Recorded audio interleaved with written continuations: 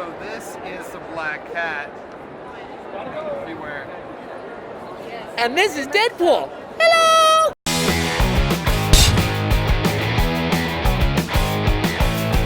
Welcome to a special edition of Beanbag TV. Yes, we're happy to have you. Today we're going to talk about Salt Lake Comic Con. Beanbag TV went to Salt Lake Comic Con. And by the way, just, as a plug for Salt Lake Comic Con, it is the best Comic Con in the country. And, I'd actually been a few times before, and this was Joe's first time. Best experience of my life. Seriously, I felt like I was in a completely different world.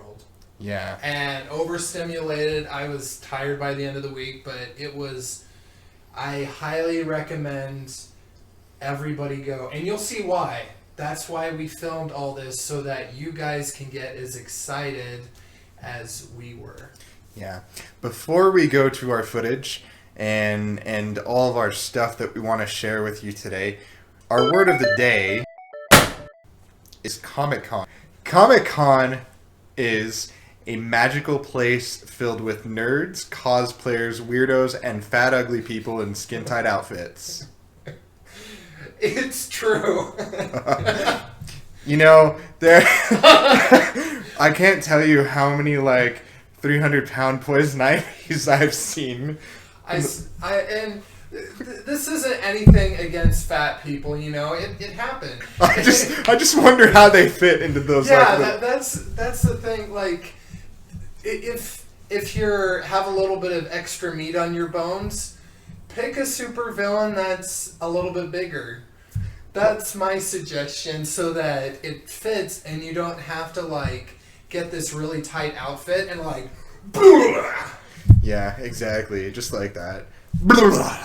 And but yeah, Spider-Man, that is messed up. If you're dressed up as Spider-Man or 300-pound Batman that we saw in a pink dress. Yes. It's so much fun to see all the different costumes that people come up with year after year, and how people tend to keep them relevant. I saw several Jokers from the new Suicide Squad movie.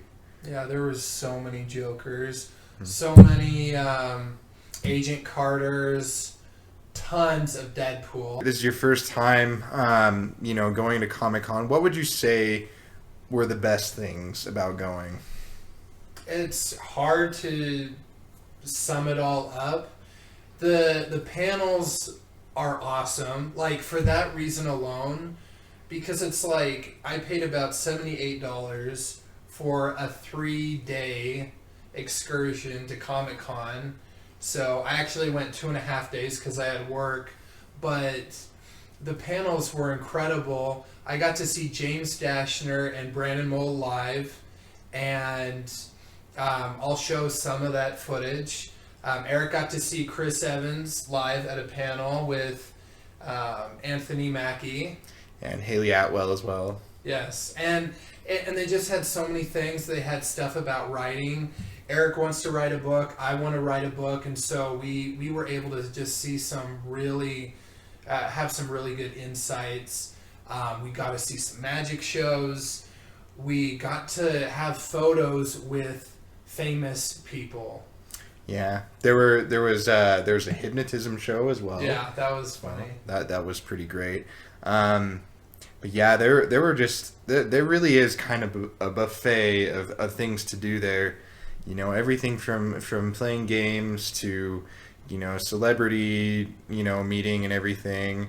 Which, by the way, is an interesting fact or whatever. Of all the celebrities that we met at Comic-Con, we did meet quite a few and stuff, as you'll see in the pictures. But the best smelling ones were Chris Evans and Haley Atwell. It's a true story. Yeah, they smelled really good. And Jenna Louise Coleman smelled pretty good too, but I was right next to her. Yeah, I was on the far side. Yeah, she smelled pretty good. She did. probably smell good. Probably. I can imagine it in okay. my nostrils. I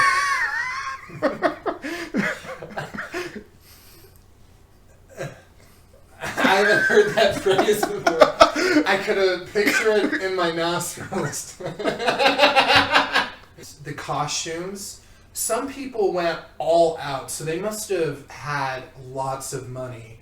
Like, I met a Doc Ock guy, and he had these arms that actually moved, and they had glowing lights. And then I saw someone in this decked out costume that was that ATST thing, and it had like a little pop out thing where Chewbacca would come out, and you'll see a clip of that, and just people just put so much fun into it that even if you weren't at a panel, you were still having fun. Like, because they have the booths, and they have tons of booths with all different kinds of artwork, things to buy, and I can't emphasize it enough. Yeah, you know what? Actually, why don't you tell the audience and stuff, or show the audience what you got at Comic-Con? Okay. So, I got Fable Haven, the Caretaker's Guide, and this is actually not released to the public yet, not until next month. So I got one of the first printings, and the really sweet thing about it is I got Brandon Mull's signature, and he put my name in there. I also did a book for one of my nephews, and then I got... Really quickly, what was your experience like with Brandon Mull? Yeah, that's a good point. Brandon Mull is such a nice guy, very down to earth, easy to talk to, and he was just super fun. And I told him that he's the one who started my path to want to be a writer.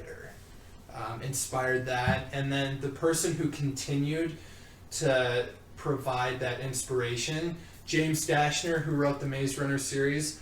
I also got his autograph in the book The Eye of Minds. I highly recommend you read it. It's the series is called Mortality Doctrine.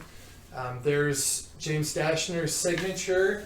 I was able to say a few words to him, and he appreciated what I had to say, and had a panel with James Dashner and Brandon Mull, and they're super hilarious. And then real quick. Now, really quickly, I mean, you said they inspired you to be an author. You're working on a project of your own, aren't you? Yes, I'm working on a sci-fi novel. I actually thought of the idea maybe like 4 years ago. 3-4 years ago, and it's about, I can't tell you. That's an author's code. Eric and I talk, but it's very secretive about our stuff. And Eric, you're working on something too as well, right? I am, in fact. I'm a good way into it and stuff, and continually working on at least a little bit every day to keep myself from losing interest. So yeah, and I'm working on getting back in it as well, and so we're kind of checking in with each other, and tomorrow before work I'm gonna work on my outline some more, but I have quite a bit done. Yeah. Now I understand you got some comics at Comic-Con. I did. And you know what, if you go to Comic-Con and you're not getting comics, you're lame, you suck. I would concur with that statement, because I was there and I was like, I have to get a comic book. And I've never really read comic books. Okay, I went to the free comic book day thing, and I got that free Avatar comic. Mm-hmm.